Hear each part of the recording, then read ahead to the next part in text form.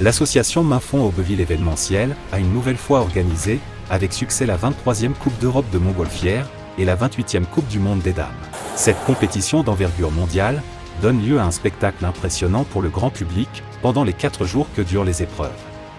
Les montgolfières prennent d'assaut les terres et les vignobles des Deux-Charentes, avec un meeting aérien en clôture, le dimanche après-midi à Mainfond.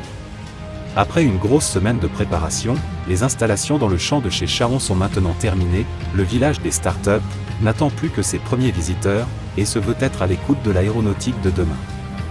Il accueillera une quinzaine d'entreprises innovantes, qui présenteront leurs projets d'avenir. Dans le domaine du développement de la mobilité aérienne, le transport aérien décarboné passe donc par la région Nouvelle-Aquitaine.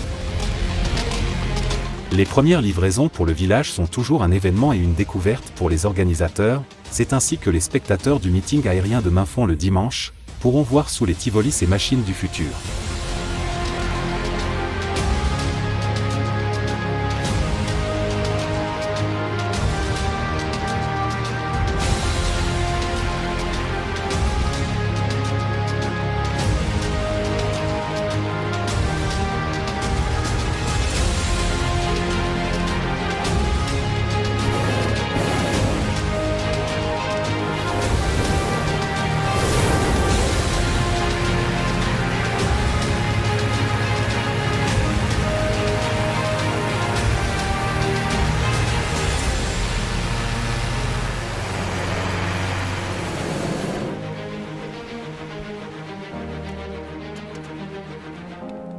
Le briefing général ayant eu lieu cette année pour les pilotes, la veille du premier jour du démarrage de la compétition, c'est donc jeudi matin que s'élancèrent dans la brume les montgolfières fiesta et de compétition.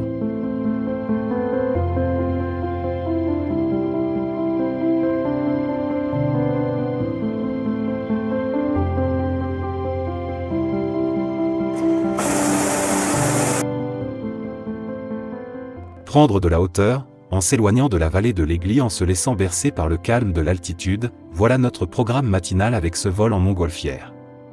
Dans la brume, nous découvrons en lisière des bois l'activité de la faune locale, qui un peu apeurée part dans tous les sens.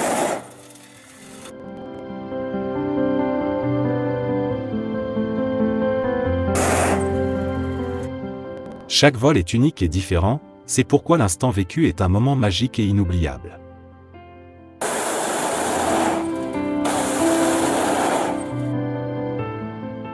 Notre vol nous emmène ce jour, jusque dans la banlieue d'Angoulême et plus précisément, à Roulet-Saint-Estève où nous nous posons sans problème.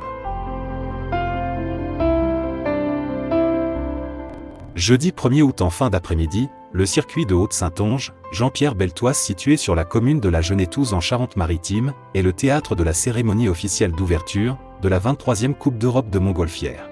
Pour la première fois, des écrans publicitaires géants et des moyens de retransmission en direct étaient proposés au public afin d'améliorer le confort visuel de la manifestation.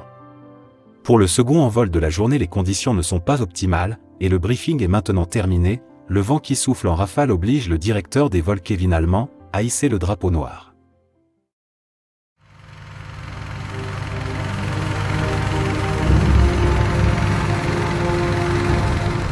Pour la deuxième journée, le spectacle de l'envol des Fiestas fut une réussite, avec des passagers heureux malgré encore ce matin une brume persistante.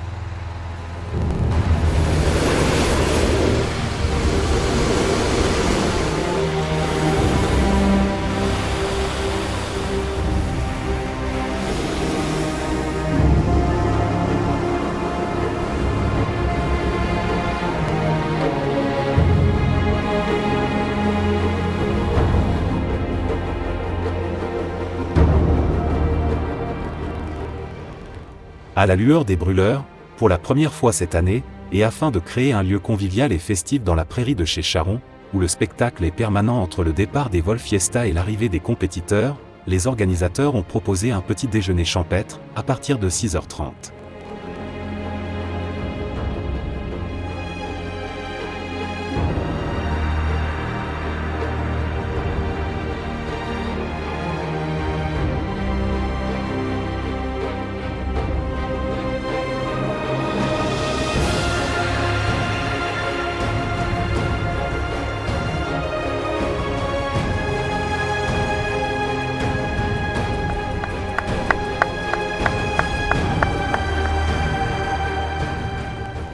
Bonsoir, nous sommes ici à Cognac ce soir pour la 23e Coupe d'Europe de montgolfière, en espérant que l'envol puisse avoir lieu compte tenu de la météo et du vent actuellement.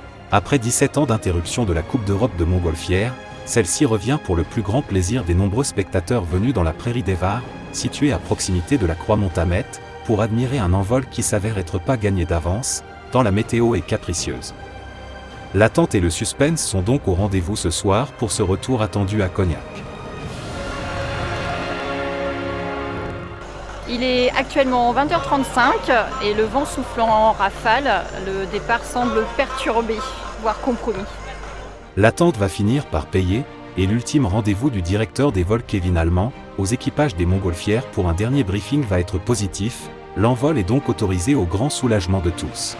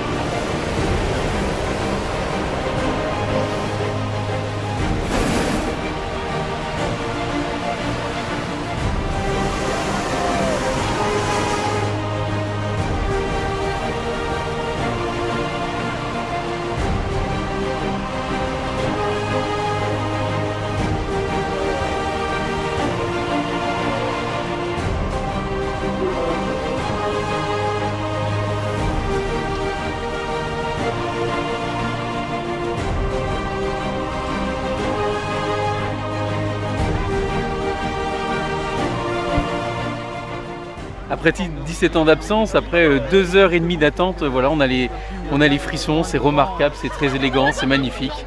Quel spectacle, merci en tout cas à toute l'équipe de Mafon pour le beau spectacle, pour Cognac, et les gens applaudissent derrière. Voilà. Chaque matin de compétition, le briefing général pour tous a lieu dans la salle des Vieux Chais à Blanzac. Les montgolfières Fiesta et leurs passagers prennent leur envol chez Charon à Mainfond, tandis que les vols de compétition partent, d'où semble être le lieu géographique le mieux pour elles, et ce par rapport à la météo. Afin de créer une animation supplémentaire, une cible pour les compétiteurs a été installée dans le champ, afin que les spectateurs matinaux venus nombreux cette année, profitent pleinement de la beauté rare, mais intense de cette compétition.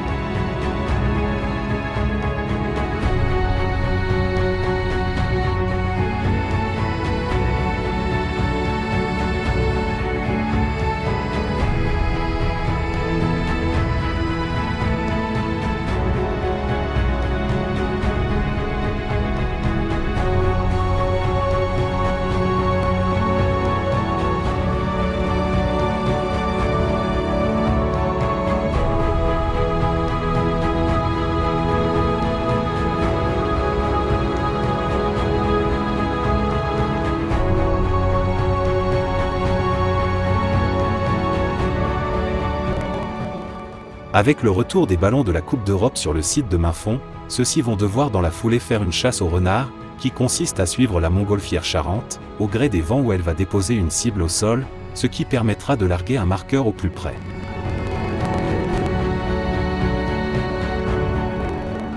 Écoutez, belle matinée. Je vous rappelle que ce soir, l'envol a lieu à Jonzac.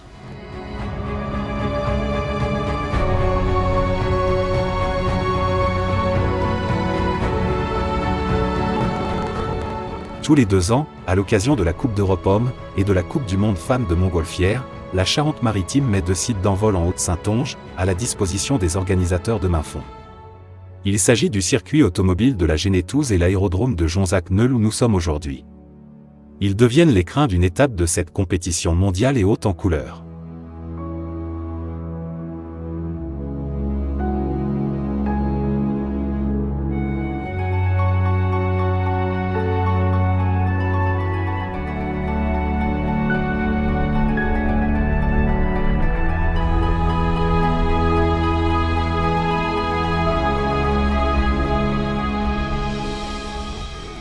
Après le passage des montgolfières en compétition, les vols Fiesta peuvent prendre leur envol.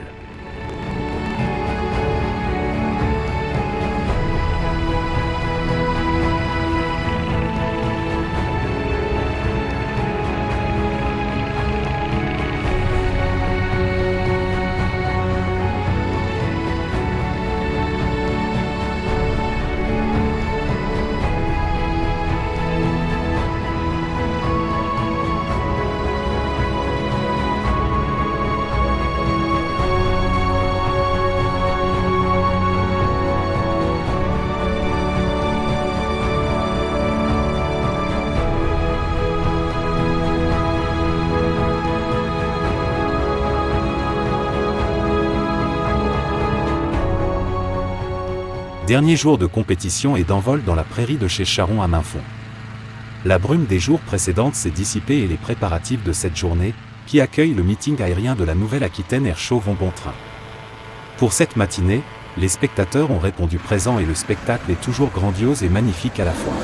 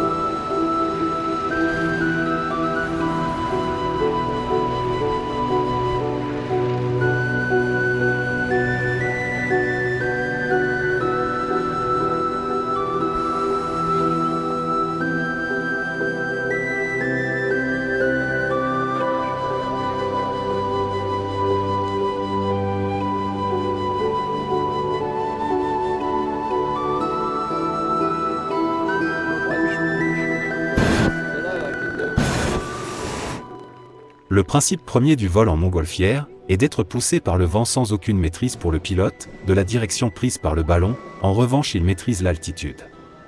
Il se trouve qu'en fonction du relief, de la météo en général ou de la pression atmosphérique, le vent n'a pas forcément la même direction à toutes les altitudes. Le vol en compétition demande donc une maîtrise de la part du pilote, pour utiliser les différentes altitudes afin d'influer sur la direction prise par le ballon. Le but est d'aller sur des cibles posées au sol et d'y jeter le plus près possible un marqueur. Les plus habiles peuvent jeter ce marqueur à quelques centimètres du centre de la cible. Parfois le lancer du marqueur s'avère hasardeux, comme ici ça chute dans un arbre.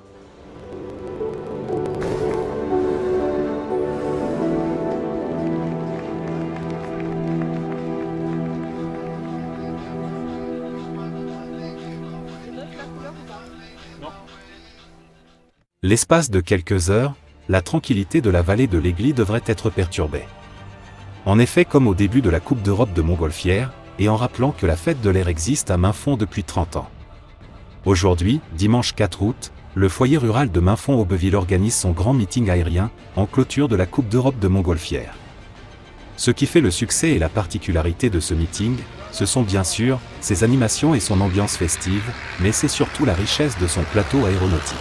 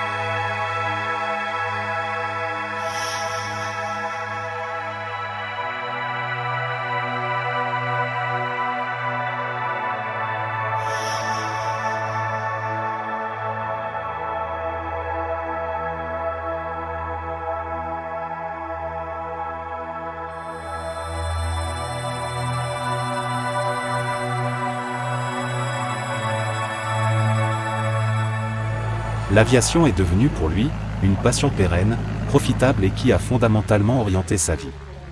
Aujourd'hui, une page se tourne à main fond, non sans émotion. Après 17 ans de démonstration, il a su montrer les extraordinaires possibilités de vol de son cher Spirit of Limba. 17 ans sans accident, ni incident. 17 ans d'une implication sans faille qui lui ont permis de se faire un nom parmi d'autres. Voilà, Blaise Morand, je suis pilote de montagne, pilote de brousse. Je présente aujourd'hui un avion américain qui s'appelle Maule. Et c'est un avion extraordinaire avec des performances de décollage et d'atterrissage courts. C'est un avion qui permet toutes sortes de performances acrobatiques, de vitesse d'envol, de posée court, etc. Et j'ai le plaisir de le présenter à nouveau pour la 6e fois à Mainfond, au meeting international de Mainfond, qui est un meeting que j'affectionne particulièrement, où j'y ai beaucoup d'amis. Et c'est toujours un bonheur pour moi de venir ici. Aujourd'hui, ce sera mon dernier meeting, ma dernière présentation en vol. J'arrête après 17 ans et je continue à voler évidemment. Mais petite pointe d'émotion, voilà.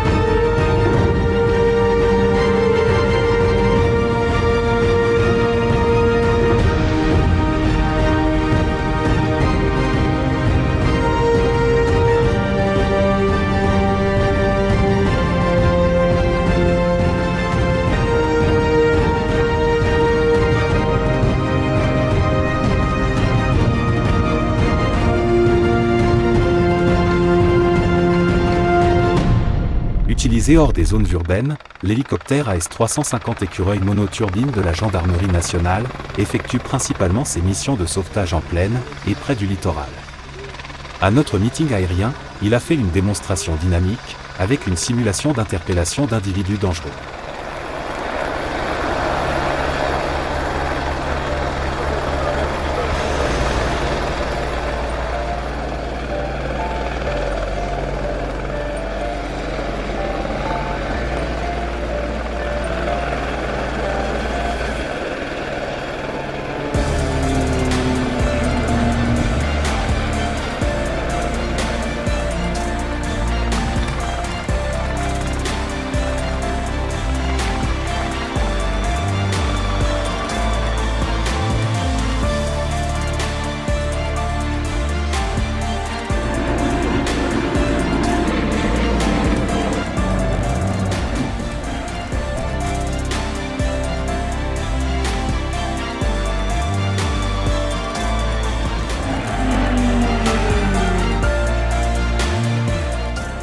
Pour la première fois, la proclamation des résultats des compétitions de montgolfière ont eu lieu à l'entracte du meeting aérien. Auparavant, cette cérémonie avait lieu le dimanche soir après le feu d'artifice, dans l'indifférence totale avec uniquement les aéronautes présents, car bien trop tard.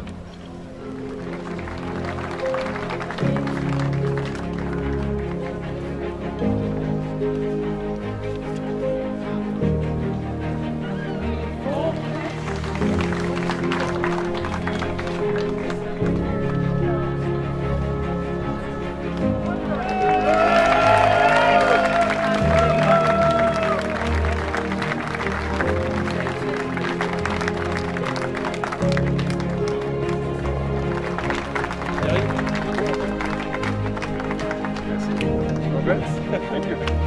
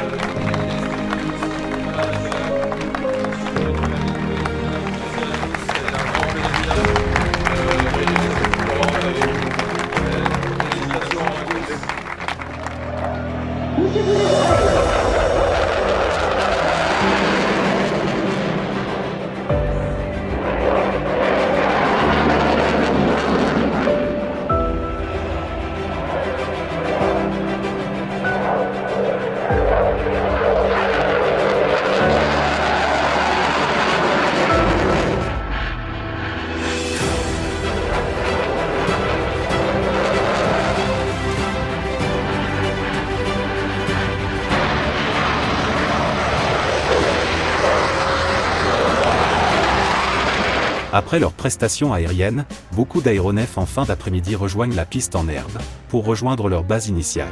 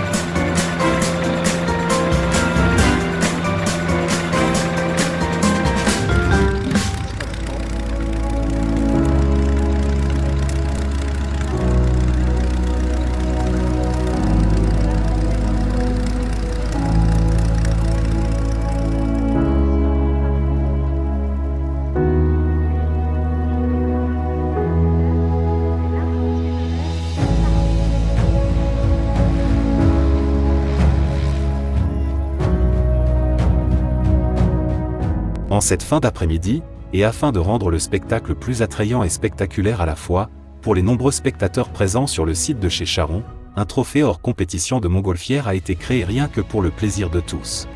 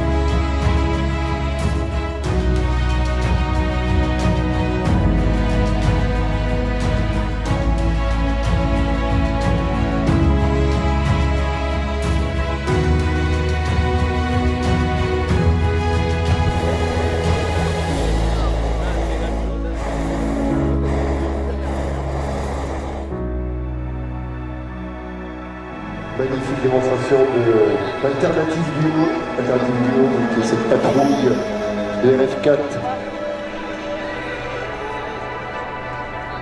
Fournier, les motoplaneurs, une patrouille acrobatique qui propose donc un valérien en musique élégante et dynamique qu'on a vu cet après-midi. Cette patrouille est basée à Dijon-Barrois. Je rappelle que ce sont des motoplaneurs dotés d'un petit moteur de 39 chevaux seulement. Et les pilotes ont choisi d'utiliser les Fournier RF4 pour leur silhouette unique et leur empreinte sonore très faible.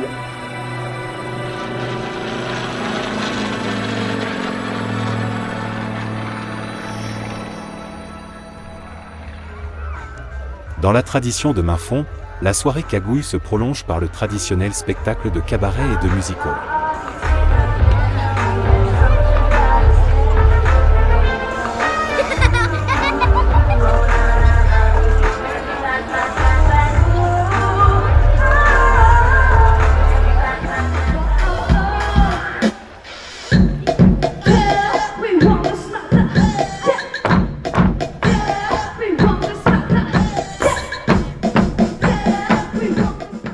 Après les montgolfières et les avions, ce sont les drones qui ont mis des étoiles dans les yeux des spectateurs du meeting aérien. Ce spectacle époustouflant et lumineux dans la nuit noire, était présenté pour la première fois au grand public en Charente.